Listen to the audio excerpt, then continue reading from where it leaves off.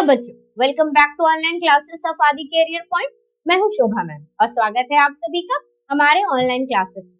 और आज के ऑनलाइन क्लास का हमारा टॉपिक जो कि ज्योग्राफी रिवीजन सीरीज है आपका 2026 बोर्ड एग्जामिनेशन सीबीएसई से रिलेटेड है। और आज हमारा टॉपिक है इंटरनेशनल ट्रेड। तो इंटरनेशनल ट्रेड के कुछ मोस्ट इंपॉर्टेंट क्वेश्चंस जो इस साल के एग्जाम्स के लिए आपके लिए इंपॉर्टेंट है, उन क्वेश्चंस को हम आज के इस वीडियो में डिस्कस करने वाले हैं। तो चलिए स्टार्ट करते हैं with first question that explain the criticism faced by the world trade organisation. तो वर्ल्ड ट्रेड ऑर्गेनाइजेशन ने क्या क्रिटिसिज्म फेस किया है, इससे रिलेटेड क्वेश्चन है। तो सबसे पहले जाने कि आखिर ये वर्ल्ड ट्रेड ऑर्गेनाइजेशन क्या है। वही वर्ल्ड ट्रेड ऑर्गेनाइजेशन जो कि एक्चुअली ट्रेड से ही ट्रांसफॉर्म होकर वर्ल्ड ट्रेड ऑर्गेनाइजेशन बना है, जो इंटरनेशनल लेवल में ट्रेड रिलेटेड रूल्स बनाती है, राइट। तो अब ये जो इंटरनेशनल लेवल पे ट्रेड रिलेटेड रूल बनाती है, तो आखिर क्या प्रॉब्लम है और क्यों इसे क्रिटिसाइज किया जा रहा है।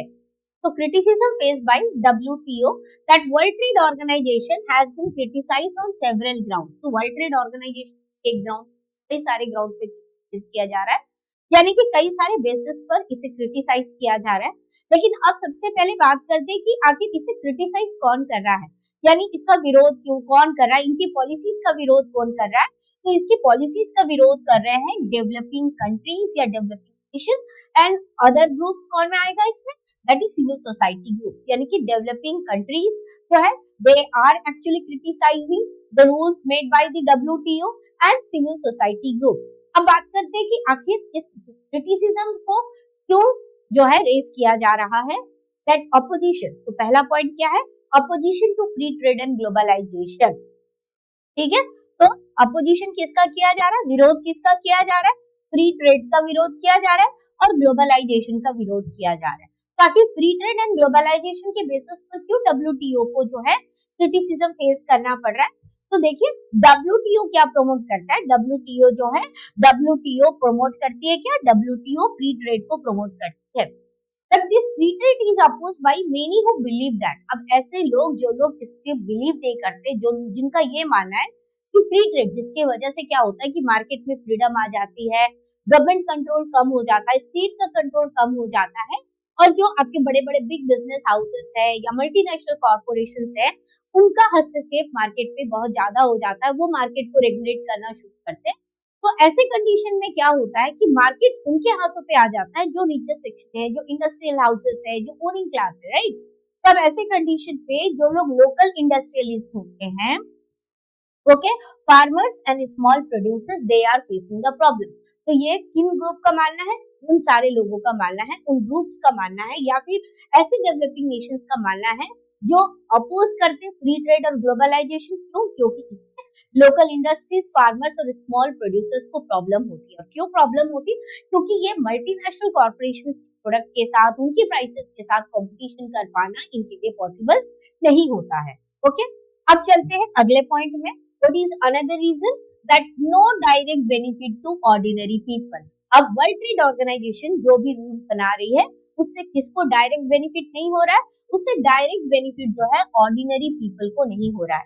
भाई कोई भी देश ये चाहेगी कि उसकी जनता जो है उनका भी इकोनॉमिक कंडीशन, लेकिन इंटरनेशनल लेवल में ऐसे रूल बन रहे जिससे उनके ऑर्डिनरी पीपल के लिए वो हार्मफुल होगा, तो डेफिनेटली ऐसे कंट्रीज जो है उनका विरोध करेंगे।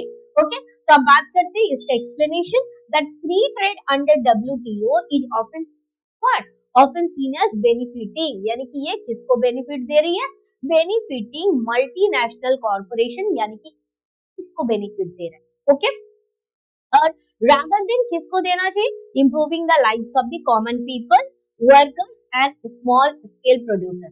तो इसलिए WTO का विरोध हो रहा है कि भाई WTO इंटरनेशनल लेवल्स में जो रूल बना रही है, that is not actually going to give benefit or advantage to each and every section of the people in the different countries, right। उससे केवल कुछ लोगों को बेनिफिट हो रहा है, और वो कौन है, और वो ग्रुप कौन है, that is the multinational corporations. और ये मल्टीनेशनल कॉर्पोरेशंस खास करके जो डेवलप्ड कंट्रीज होते हैं, दे डोमिनेटिंग एवरीथिंग। ओके, अब चलते हैं थर्ड पॉइंट में, वाइडनिंग रिच पुअर डिवाइड। यानी अब ये क्या कर रही है कि WTO के रूल्स ऐसे हैं, ग्लोबलाइजेशन के रूल्स ऐसे हैं, जिससे क्या हो रहा है कि रिच और पुअर के बीच का गैप बढ़, ठीक है, यानी कि रिच जिनके पास पैसे हैं वो और पैसा इन्वेस्टमेंट करेंगे, या फिर सारे जितने भी फैसिलिटीज है, बैंक से लोन लेना, ये सारा कुछ करके क्या करते हैं वो अपने लिए जो है ऐसा मार्केट बना देते हैं जहां से उनको बेनिफिट मिलेगा, और वो ज्यादा से ज्यादा प्रॉफिट ओरिएंटेड काम करते हैं। लेकिन यही पर जो लो लेवल, जो आपके स्मॉल या स्मॉल स्केल प्रोड्यूसर्स है, ठीक है, मार्जिनलाइज प्रोड्यूसर्स है, इनके लिए तो ये फैसिलिटीज अवेलेबल नहीं हो पाती। क्यों नहीं हो पाती? क्योंकि ये उस तरह की टेक्नोलॉजी को अफोर्ड नहीं कर पाती जो कि इंटरनेशनल लेवल पे मल्टीनेशनल ऑर्गेनाइजेशन कर रहे हैं, ठीक है। तब ऐसे कंडीशन पे इनके लिए बेनिफिट कम होता है, और रिचेस्ट सेक्शन जो होते हैं, जो मल्टीनेशनल कॉर्पोरेशन होते हैं, उनके लिए बेनिफिट ज्यादा होता है। तो ऐसे में रिच जो है वो और ज्यादा रिच बनता है, और जो पुअर है वो और ज्यादा पुअर होता है, ठीक है।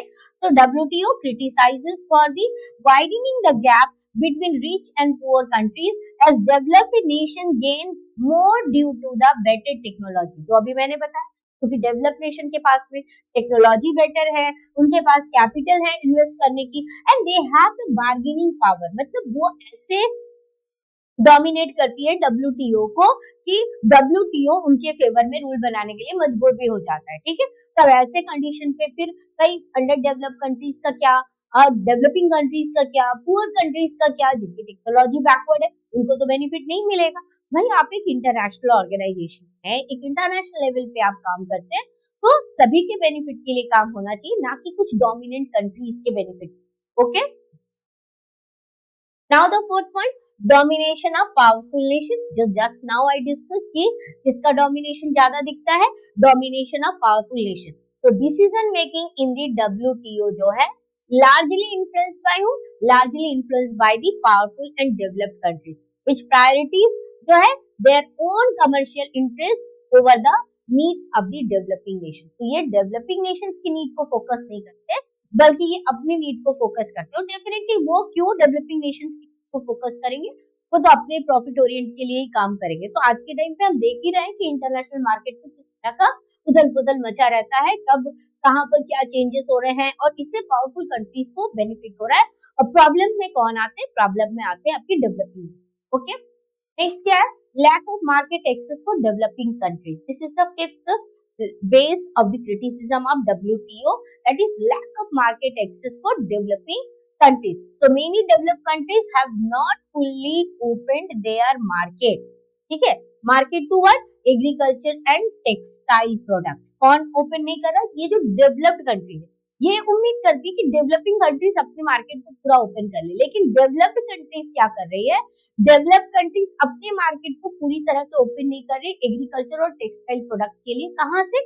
From developing countries, and leading to what? And this lead to unfair trade practice. भाई अब इसकी वजह से अनफेयर ट्रेड प्रैक्टिसेस हो रहा है, जहां पर डेवलपिंग कंट्रीज अगर फ्री ट्रेड एग्रीमेंट कर रही है, स्पेशल इकोनॉमिक जोन्स बना रहे हैं, प्राइवेटाइजेशन को इन्विटेशन दे रहे हैं, सब कुछ कर रहे हैं, मल्टीनेशनल कंपनीज जाकर के वो अपनी कंपनी सेटअप कर रहे हैं, सब कुछ उनको benefit mill.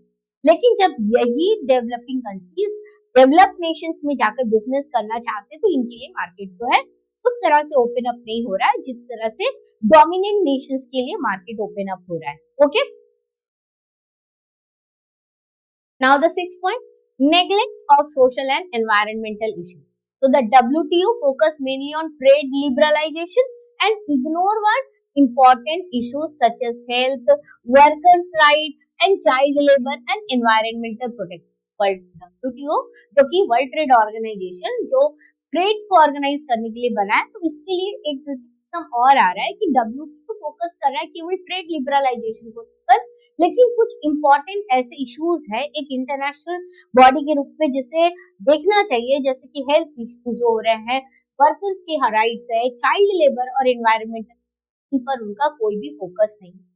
And the last, that is the other relevant criticism, the dispute settlement mechanism of the WTO is complex and expensive है। यानी कि अगर किसी दो कंट्रीज के बीच में ट्रेड रिलेटेड डिस्प्यूट्स वगैरह हो रहे हैं, तो वो जो सेटलमेंट हो रहा है, वो सेटलमेंट जो नेचर है WTO का, that is complex and expensive and making it difficult for developing countries to defend their interest effectively. तो डेवलपिंग कंट्रीज अपने इंटरेस्ट को यहाँ पर ही डिफेंड भी नहीं कर पा रहे हैं, और डिसीजन किसके फेवर में चला जाता है? डिसीजन चला जाता है in favour of the developed nation. Okay, तो एक बार इसे रिकैपिचुलेट करते हैं वापस, that what are the important point. तो इम्पोर्टेंट पॉइंट आप सबसे पहले हाईलाइट कीजिएगा, criticism faced by the world trade organisation. तो what is the first criticism that I discuss just now? तो फर्स्ट क्रिटिसिज्म क्या है? Opposition to free trade and globalisation. ऐसे ग्रुप जो लोग फ्री ट्रेड के अगेंस्ट में, ग्लोबलाइजेशन के अगेंस्ट में, उनके अकॉर्डिंग मार्केट अनरेगुलेटेड नहीं होना चाहिए, मार्केट स्टेट कंट्रोल में होना चाहिए और रेगुलेटेड मार्केट हो, तो वो जो है इसका विरोध कर रहे हैं। इसके अलावा सेकंड पॉइंट क्या है? No direct benefit to ordinary people, साधारण जनता को कोई डायरेक्ट बेनिफिट नहीं मिल रहा है। थर्ड क्या है? Widening rich and poor divide, तो ये जो भी पॉलिसीज बना रहे इससे रिच और पुअर के बीच में गैप बढ़ता चला जा रहा है। Okay, next dominance of what? Powerful nation का ही डोमिनेशन इससे ज्यादा बना हुआ है। And lack of market access for developing countries. Okay, इसके अलावा ये ट्रेड लिबरलाइजेशन इन सब पर फोकस करे, लेकिन सोशल और कुछ environmental issues as an international body के रूप चाहिए, ये उसको फोकस नहीं कर रही है, ठीक है। और अगर बात करें डिस्प्यूट सेटलमेंट की, तो डिस्प्यूट सेटलमेंट इतना पेचीदा है, इतना कॉम्प्लेक्स है कि इससे जो डेवलपिंग कंट्रीज को जो है कोई बेनिफिट उतना नहीं मिलता है जो नेशन को मिलता है। ओके, अब चलते हैं अगले question. Now what is balance of trade? Balance of trade क्या है? Explain the characteristics of balance of trade. तो बैलेंस ऑफ ट्रेड का कैरेक्टरिस्टिक्स आपको बताओ। तो what is this balance of trade? तो बैलेंस ऑफ ट्रेड का मतलब क्या है? The volume of goods and services, right? The volume of what? The volume of goods and services imported as well as exported. अब import करना मतलब क्या है? बाहर से हम उसको क्या कर रहे हैं? मंगवा रहे हैं, यानी कि हम दूसरे कंट्री से अपने यहाँ पर प्रोडक्ट्स मंगा रहे हैं, सर्विसेज हायर कर रहे हैं। और एक्सपोर्ट करना यानी कि हमारे देश से दूसरे देश में हम अपना प्रोडक्ट सेल करना। तो जब ये जो इंपोर्ट यानी कि बाहर से मंगाना और अपने प्रोडक्ट को दूसरों को सेल करना, जब ये एक बराबर होगा, जब वो इक्वल होगा, तब वो बैलेंस ऑफ ट्रेड होगा, और अदरवाइज वो बैलेंस ऑफ ट्रेड नहीं होगा। Okay, what is this balance of trade? Balance of trade का मतलब क्या है? That is the volume of goods and services that is imported as well as exported by a country to other country. Okay? यानी कि आपने कितना मंगाया और कितना आपने दूसरों को बेचा है, that is. अब बात करते हैं what are the characteristics of balance of trade? तो if the value of import is more than the value of a country's export. तो अभी मैंने बताया कि import करना और export करना, import अपने देश में लाना और एक्सपोर्ट दूसरे देश में भेजना। तो यहाँ पर जब हम बैलेंस ऑफ ट्रेड के बारे में बात कर रहे हैं, और खासकर जब हम दूसरे कंट्रीज के ऊपर ज्यादा डिपेंड होते हैं, यानी कि दूसरे कंट्री से हम गुड्स एंड सर्विसेज जो है बाई कर रहे हैं, इसका मतलब क्या है कि हम दूसरे कंट्री के ऊपर डिपेंड है। और अगर हम दूसरे के ऊपर डिपेंड है और वहां से प्रोडक्ट नहीं आएगा तो वो हमारे लिए फेवरेबल भी नहीं होगा, और वहां से मंगाना भी हमारे लिए उतना फेवरेबल नहीं है, ठीक है। तो ऐसी कंडीशन पे जब हम दूसरे कंट्री के ऊपर डिपेंड होते हैं goods and services के लिए, that is unfavorable for the benefit of a nation, right? Economic benefit of a nation. ऐसी कंडीशन पे ये जो बैलेंस ऑफ ट्रेड जो होता है, वो बैलेंस ऑफ ट्रेड क्या होता है? In such condition balance of trade जो होता है ये आपका एक्चुअली क्या होता है? नेगेटिव होता है और अनफेवरेबल बैलेंस ऑफ ट्रेड होता है, ठीक है। तो characteristics of balance of trade, so two characteristics of balance of trade are there, especially that is negative and positive. Negative कब होगा? If the value of import is more than the value of a country's export, the country has negative or unfavorable balance of trade. Now next point is what? That is what is positive. तो अभी मैंने बताया दो है आपके, एक आपका negative और एक है आपका पॉजिटिव। तो पॉजिटिव कब होगा? When import is less than export, यानी कि जब import कम होगा, हमारे प्रोडक्ट जो है बाहर ज्यादा जाएंगे। If the value of export is more than the value of import, then the country has what? Positive और favorable balance of trade, यानी कि हमारे प्रोडक्ट की डिमांड मार्केट में बढ़ रही है और इससे क्या है? हमारा इकोनॉमिक ग्रोथ हो रहा है। तो that is in positive nature. तो वो हमारे देश के जो बैलेंस ऑफ ट्रेड को जो है पॉजिटिव बनाता है, देश को बेनिफिट देता है किसी भी कंट्री में, राइट। तो बैलेंस ऑफ ट्रेड क्या है? बैलेंस ऑफ ट्रेड का मतलब volume of goods and services imported as well as exported by a country to other country. और इसका कैरेक्टरिस्टिक्स क्या है? एक पॉजिटिव है और एक नेगेटिव है। तो पॉजिटिव कब होगा? जब हम एक्सपोर्ट ज्यादा करेंगे, इंपोर्ट कम करेंगे, ठीक है। When import is less than export, okay, और तब वो पॉजिटिव होगा। और when import is greater than export, then तब वो आपका क्या होगा? तब वो आपका नेगेटिव होगा, ओके। तो ये कैरेक्टरिस्टिक्स आप याद रखिएगा। Now the next question, describe any 5 types of ports in the world on the basis of a specialized function। तो स्टूडेंट वेरी इंपॉर्टेंट, पोर्ट्स का जो क्लासिफिकेशन है वो कई तरह से होता है। तो पोर्ट्स का क्लासिफिकेशन होता है on the basis of cargo handle. Next classification होता है पोर्ट्स का on the basis of location. तो और यहाँ पर क्या पूछा हुआ है? स्पेशलाइज्ड फंक्शन, यानी कि पोर्ट्स का क्लासिफिकेशन 3 तरह से होता है। एक on the basis of cargo handle, एक on the basis of location, और थर्ड क्या है? On the basis of the function. तो आपको ये चीज ध्यान रखना है, केवल क्लासिफिकेशन ऑफ पोर्ट्स देखकर आप आंसर लिखने मत चले जाइएगा।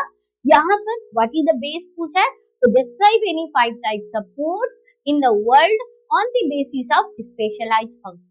फंक्शन के बेसिस पर पोर्ट्स कितने हैं? तो 5 टाइप्स ऑफ पोर्ट्स को आपको क्लासिफाई करना है, आपको एक्सप्लेन करना है, ओके। तो पहला पोर्ट क्या है? The first one is what? That is the oil ports. अब ये ऑयल पोर्ट्स क्या है? तो ऑयल पोर्ट्स जो है, ऑयल पोर्ट्स जो है specially develop to handle crude oil. जो कच्चे ऑयल होते हैं, ऑयल पोर्ट्स जो है उनको स्पेशली हैंडल करते हैं और पेट्रोलियम प्रोडक्ट को हैंडल करते हैं। वेरी इंपॉर्टेंट, इन कीवर्ड्स को आपको ध्यान में रखना है, क्योंकि इससे जो एमसीक्यू वाले भी क्वेश्चंस कई बार बनते हैं, आपको पोर्ट्स दिया रहेगा उसके फीचर्स के साथ उसे नेक्स्ट ऑफ फॉलोइंग, ठीक है। तो ऑयल पोर्ट का काम क्या है? हैंडल करना। क्या हैंडल करना? क्रूड ऑयल हैंडल करना और पेट्रोलियम प्रोडक्ट को हैंडल करना, okay. And they have facilities such as oil terminals. तो यहाँ पर क्या क्या फैसिलिटीज होती है? तो मेंशन द फैसिलिटीज। आप एक क्वेश्चन अलग से लिख के रखिएगा, that mention the facilities available. Mention some of the facilities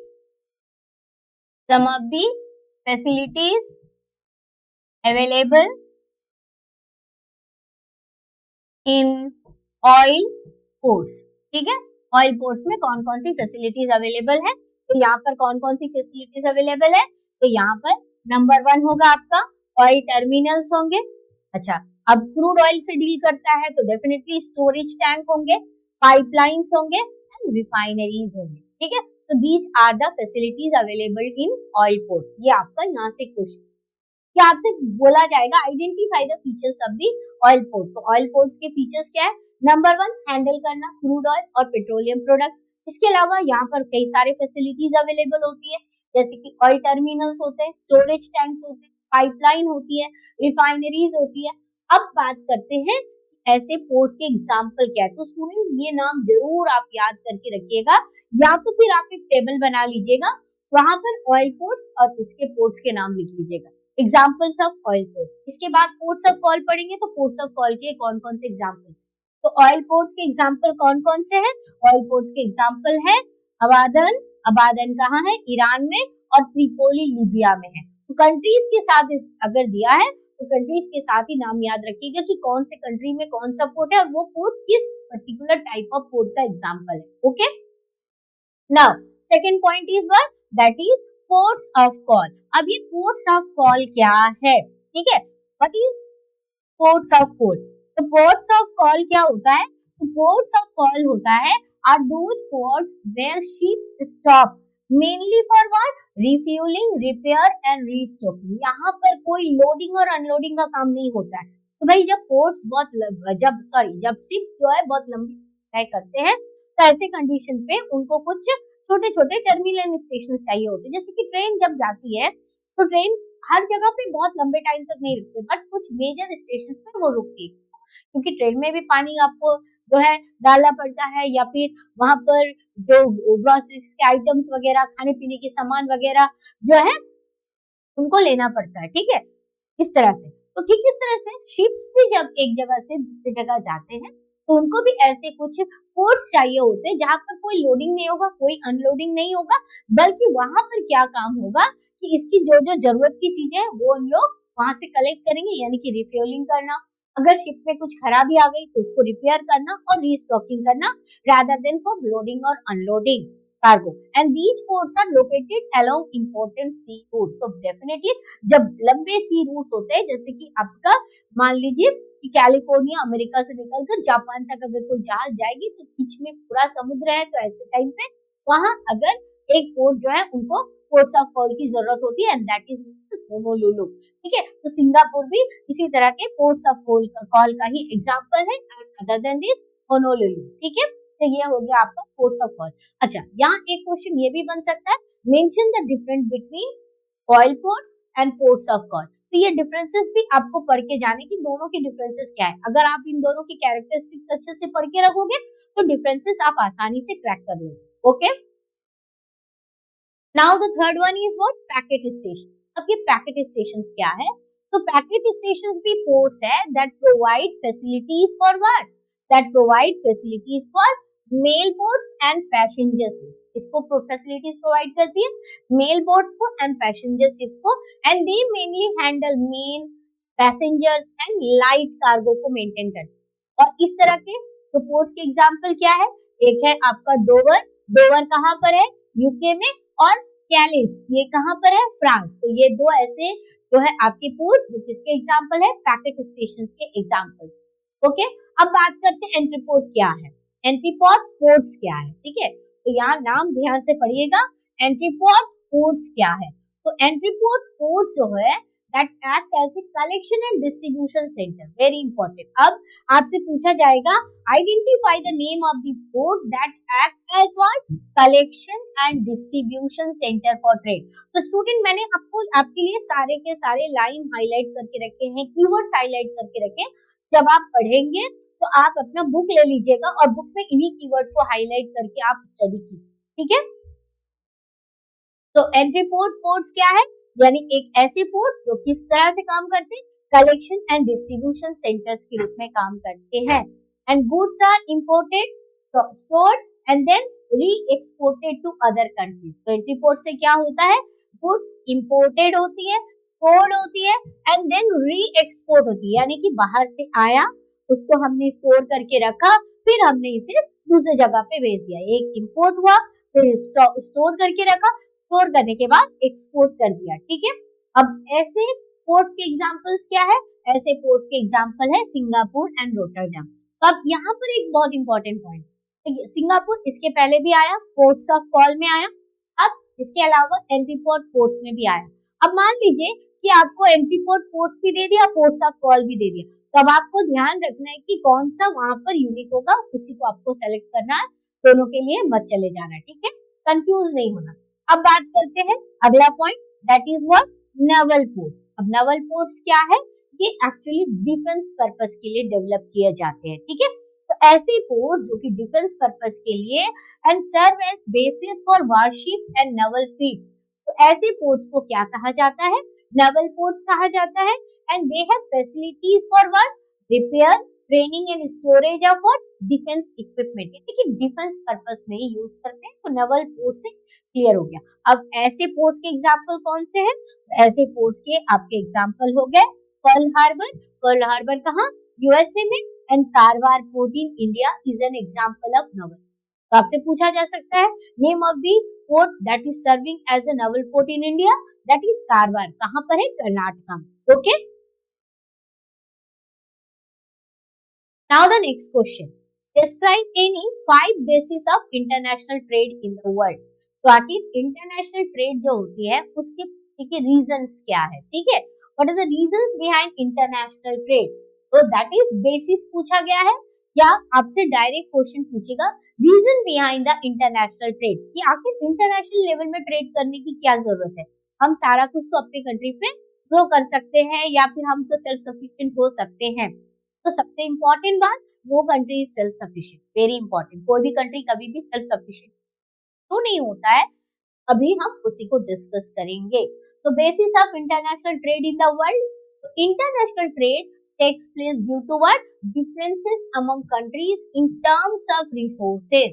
भाई हर कंट्री में रिसोर्सेस अलग है, कोई एक कंट्री जहाँ पर बहुत मिनरल्स होती है, तो कोई एक ऐसा कंट्री जहाँ पर एग्रीकल्चरल प्रोडक्ट्स बहुत ज्यादा होते हैं, राइट। तो the country in terms of resources, country in terms of population and level of development के बेसिस पर जो है कंट्रीज अलग अलग तरह के होते हैं, ठीक है। So the major basis of international trade are as follows.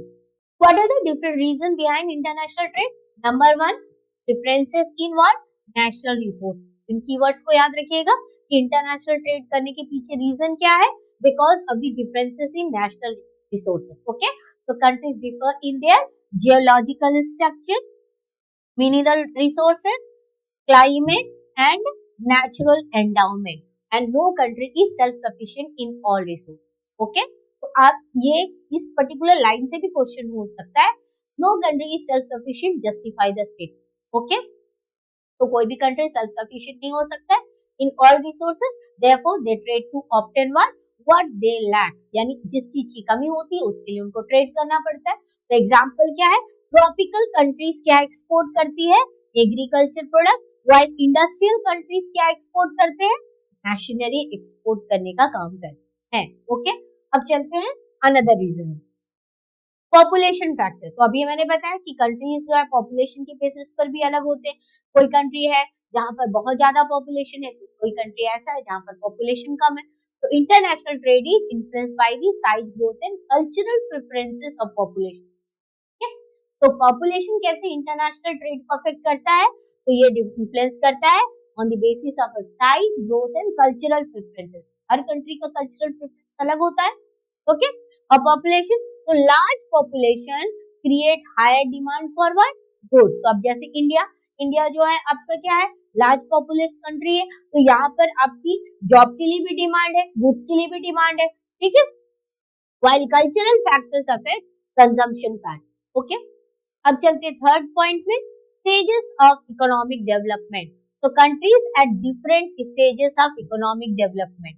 तो इसी के बेसिस पर हमने कंट्रीज को तो दो कैटेगरी में ऑलरेडी डिवाइड किया, तो या तीन में ले लेते हैं, developed country, developing country, under developed country, या फिर rich and poor country, right. तो countries are at different stages of economic development. तो डेवलप्ड कंट्रीज एक्सपोर्ट करती है क्या? डेवलप्ड कंट्रीज मैन्युफैक्चर्ड गुड्स को एक्सपोर्ट करती है. इसके अलावा डेवलप कंट्री और क्या एक्सपोर्ट करने का काम करती है? टेक्नोलॉजी एक्सपोर्ट करने का काम करती है. वही डेवलपिंग कंट्रीज जो है, जो अपने टेक्नोलॉजी में आगे नहीं है, बैकवर्ड रह गए, तो ये एग्रीकल्चरल प्रोडक्ट हो गया, या तो फिर raw materials and primary products जो है एक्सपोर्ट करने का काम करते हैं. ओके, फोर्थ है extent of foreign investment.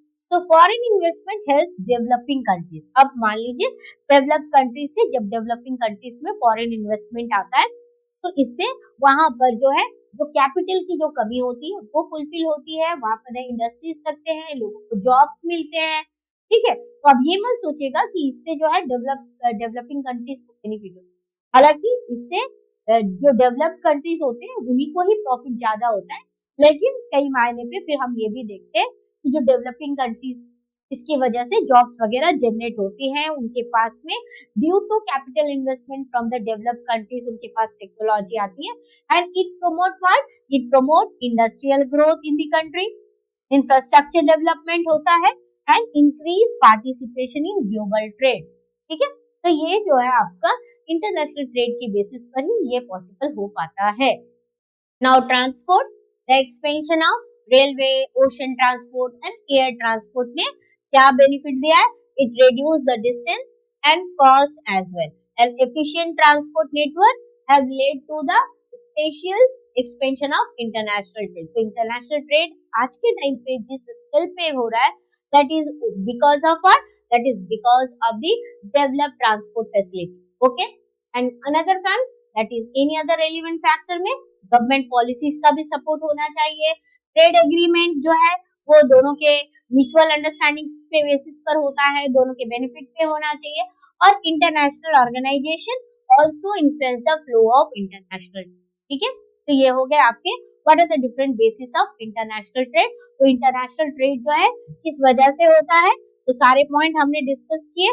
Number 1 differences in national resources, number 2 क्या है? Population factor, number 3 stage of economic development, and number 4 क्या देखा हमने? Extent of foreign investment. And other than this आज के टाइम पे और ज्यादा इंटरनेशनल ट्रेड इसलिए हो पा रहा है due to the transport facility and some other relevant point में आपकी government policy, state agreement and international organisation. Okay, now the next question, how do differences in national resources become the basis of international. तो student मैंने इन दोनों question को साथ साथ इसके रखा है। देखिए वहां पर पहले क्वेश्चन जो अभी हमने डिस्कस किया, यहाँ हमने क्या देखा था कि बेसिस ऑफ इंटरनेशनल ट्रेड, क्या आखिर इंटरनेशनल तो होता है, ठीक है, उसके डिफरेंट रीजंस पढ़े।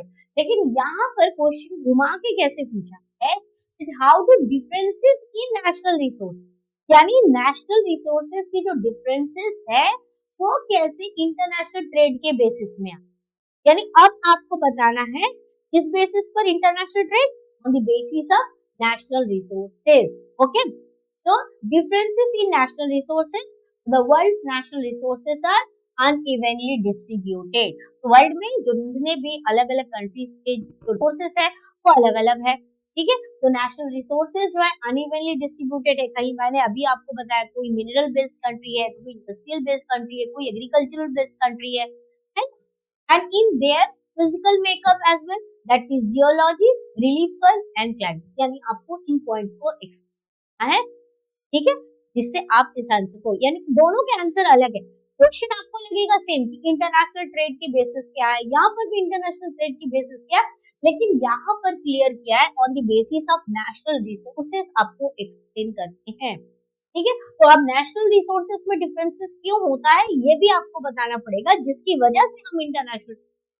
तो नंबर 1 सबसे पहला है आपका जियोलॉजिकल स्ट्रक्चर। अब ये जियोलॉजिकल स्ट्रक्चर में क्या है, तो it determine the mineral resource base and topographical differences, ठीक है। जियोलॉजिकल स्ट्रक्चर से हमें क्या पता चलता है, दैट कि कौन सी कंट्री मिनरल रिसोर्स बेस है और कौन सी कंट्री का जो है ट्रॉपिकल डिफरेंसेस जो है इंश्योर करता है क्या, डिफरेंसेस इन और diversity in what, diversity crops and animal raise, ठीक है। तो अगर लो लैंड एरिया है तो लो लैंड सब ग्रेटर एग्रीकल्चरल पोटेंशियल, माउंटेन्स क्या अट्रैक्ट करता है, अब एक ऐसा देश जो माउंटेनियस रीजन पे, तो डेफिनेटली वो टूरिस्ट एक्टिविटी को प्रमोट करता है, टूरिज्म को प्रमोट करने का काम करता है, वहां पे एग्रीकल्चर नहीं होगी, तब वहां के लोग खाएंगे कैसे, तो डेफिनेटली उनको गुड्स जो भी चाहिए वो आपके कहाँ से आएगा, लोलैंड वाले इलाके से पहुंचेगा, एग्रीकल्चरल प्रोडक्ट, ग्रेन्स वेजिटेबल्स जो भी पहुंचेंगे, ठीक है।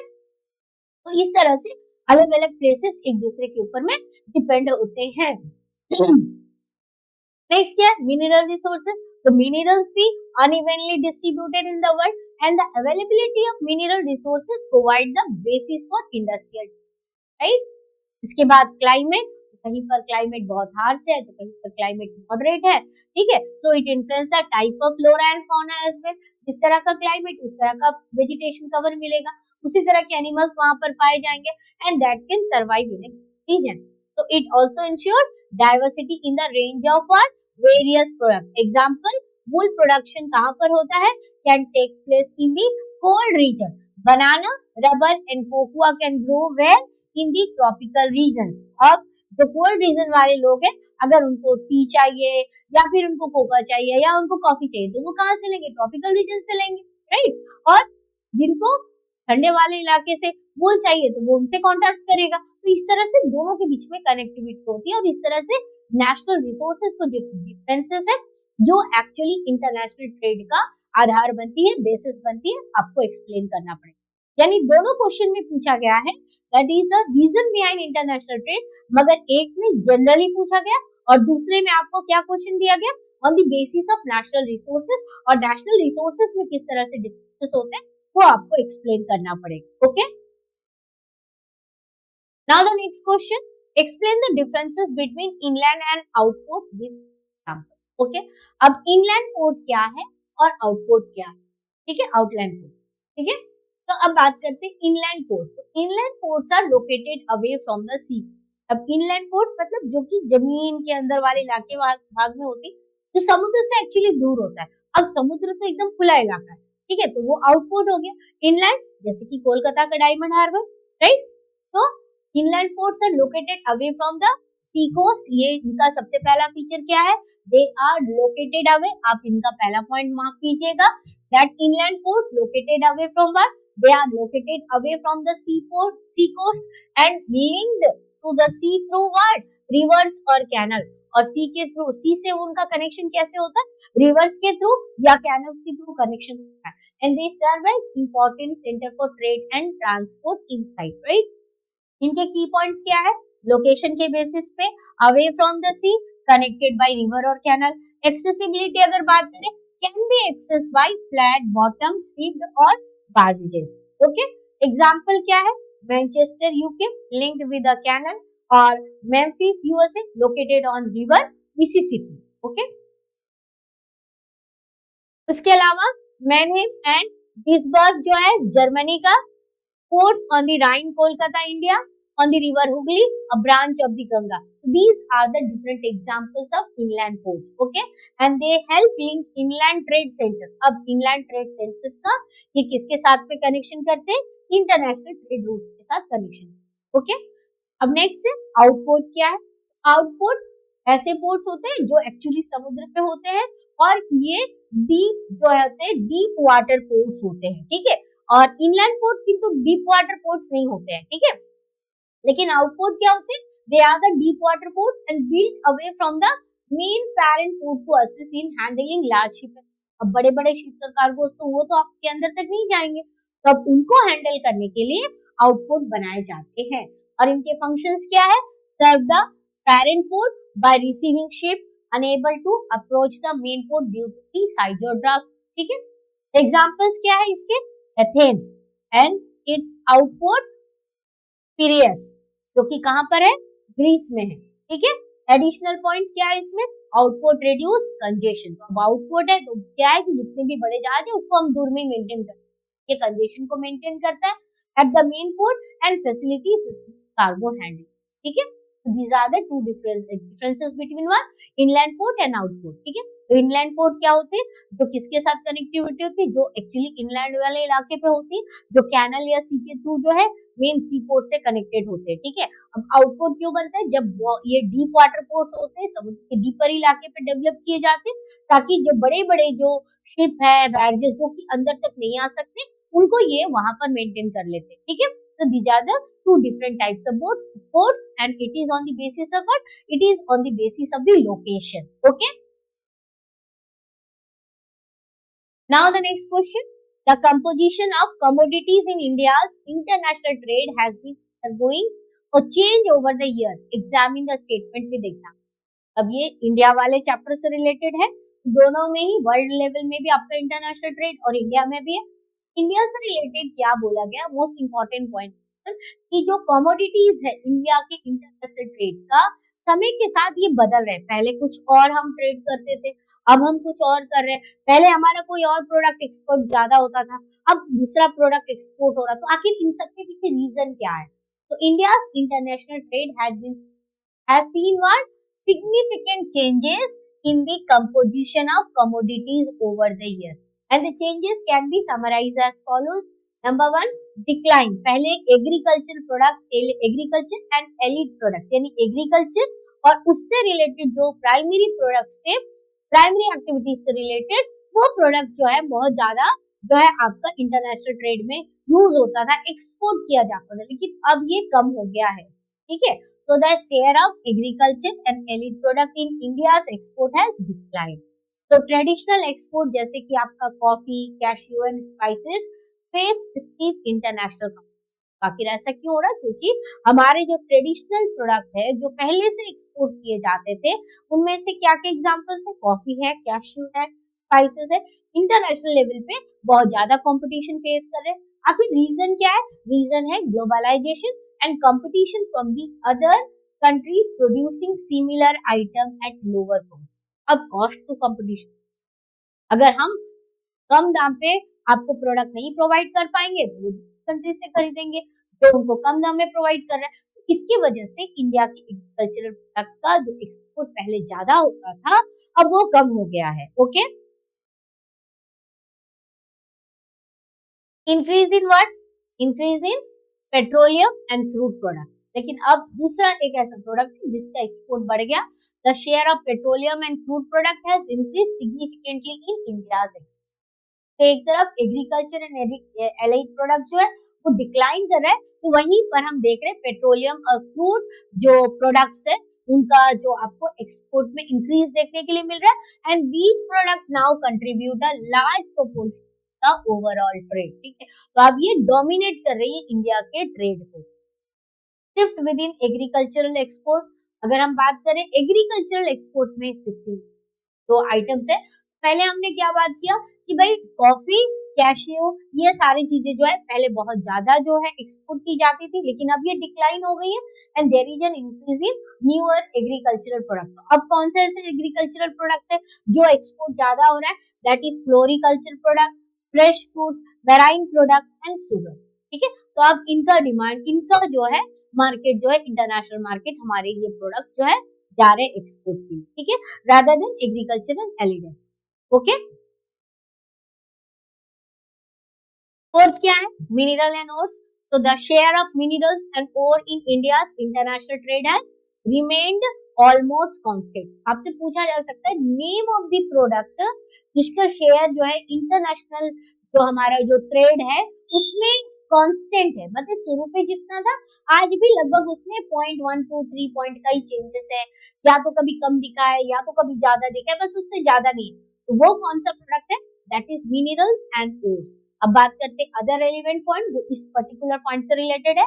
तो change in trade composition reflect India's economic transition. ये जो चेंज हो रहा है ट्रेड कंपोजिशन, पहले एग्रीकल्चर प्रोडक्ट ज्यादा जाते थे लेकिन अब वो डिक्लाइन हो गया। डिक्लाइन क्यों हुआ वो भी हमने देखा। अब कौन से एग्रीकल्चर प्रोडक्ट की डिमांड ज्यादा हो चुकी है? तो ये सब कुछ क्या बता रहा है? ये जो कंपोजिशन में जो चेंज हुआ इससे इंडियाज इकोनॉमिक ट्रांजिशन दिख रहा है from a primary agricultural economy to a diversified trade economy. कि पहले केवल हम एग्रीकल्चर और एलिट प्रोडक्ट को ही इंटरनेशनल मार्केट में सेल करते थे, लेकिन आज ऐसा नहीं है। आज इसमें बहुत बदलाव आ गया। आज की जो इंडिया की जो इकोनॉमी है that is a diversified economy है विद एम्फेसिस ऑन व्हाट? हम किस पर ज्यादा एम्फेसिस दे रहे हैं? पेट्रोलियम पर, प्रोसेस प्रोडक्ट्स पर एंड मैराइन और एग्रीकल्चरल एक्सपोर्ट्स पर। And this trend also indicate India's adaptation toward global demand patterns. ठीक है, तो ये जो ग्लोबल डिमांड पैटर्न को फुलफिल कर पा रहा है इंडिया ने अपने trade composition, international trade composition की चेंज के। ओके, तो आई होप कि आपको आज के इस वीडियो में जितने भी क्वेश्चंस हमने इंटरनेशनल ट्रेड से रिलेटेड डिस्कस किए वो आप सभी को क्लियर हो गया। Okay, so thank you for watching this video. फिर मिलते हैं अगले वीडियो में। Till than happy learning.